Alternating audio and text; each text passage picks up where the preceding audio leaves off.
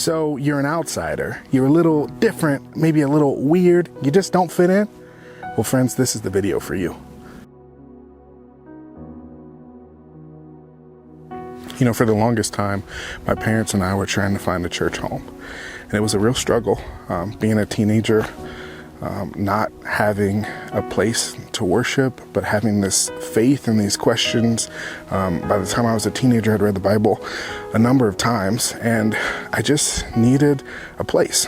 And when I got to high school, my parents and I found a church home, and the moment I stepped in, it did feel like home. But I'm not gonna lie, I was an outsider in that place.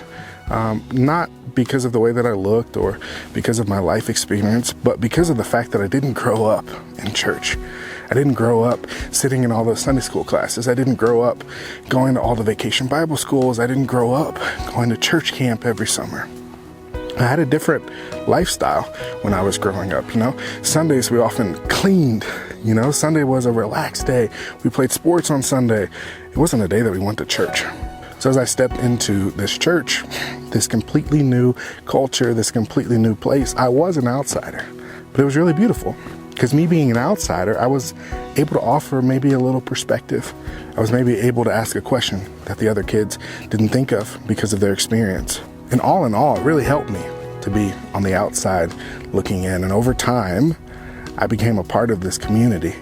And it wasn't for lack of embracing me, right? They embraced me, they welcomed me, but I still had a different experience. Every time that I heard something, I was hearing it for the first time. It wasn't like a regurgitation of information. It was all new, and I was an outsider. If we're honest, friends, we're outsiders in a lot of ways in our lives. And maybe that's a community that you just stepped into that you're not familiar with. Maybe that's a place that you just moved to. Maybe it's a job that you just started. Maybe it's a relationship that you've just stepped into, a new family. But we're outsiders in so many different ways, but it's okay to be an outsider. When I think of what it means to be on the outskirts of society, I think of all the people that Jesus interacted with. Think of all the people that Jesus ministered to. They weren't always the insiders. They weren't always the people that were so plugged into community, that were so plugged into society, that they didn't need an extra hand.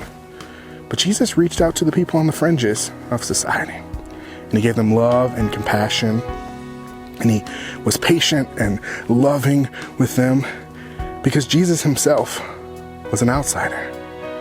He came and reformed and had these ideas of the way that things should be done, of the way that people should be served, of the way that people should be held, of what our walk on this earth looks like. And if it was okay for him to be an outsider, then it's okay for you to be an outsider. But what are the ways that you're using your perspective, your talents, your unique vision of the world to better the world, to pour more love and compassion, to be more graceful and to give mercy and to be more graceful and to give mercy whenever you can? What are the ways that you're reaching out to the people on the fringes of our society? Because you know this as much as I do. Our society is very clicked up. Our society is all about these little groups. Where do I fit in? And we adapt who we are to fit in groups.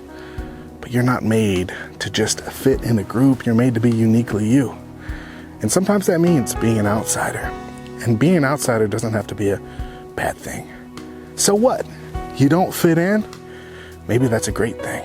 Maybe you can just fit out, stand on the outside, and offer a new view of the world, one that aligns with the vision that Jesus gave us, to be love, to be hope, and to pour overwhelming grace into the world. Friend, from one outsider to another, you matter, you're important, and I'm so excited for what you have to offer the world.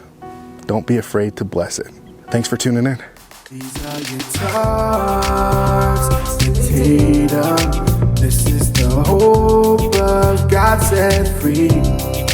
These are your talks, it's Tatum.